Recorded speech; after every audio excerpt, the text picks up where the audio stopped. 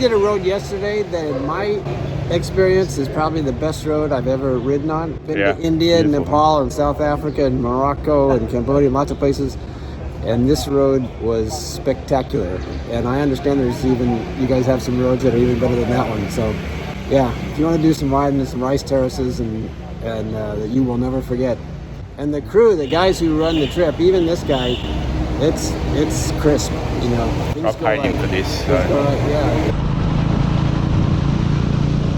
Absolutely unbelievable. Scenery, traffic, everything good.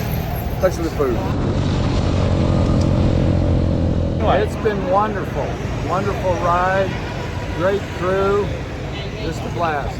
Wonderful roads, and the scenery is just incredible. My first trip to Vietnam, and just wonderful. Boy from Vietnam, you speak English? No, me no. You me not speak English? No. How are you? But you ride moto very good. Thank you. Awesome. I'm actually sad it's over. It's just coming into Hanoi, think about all the great experiences we've had, the wonderful scenery, the camaraderie with everybody. It's been fantastic, and just sad it's almost over.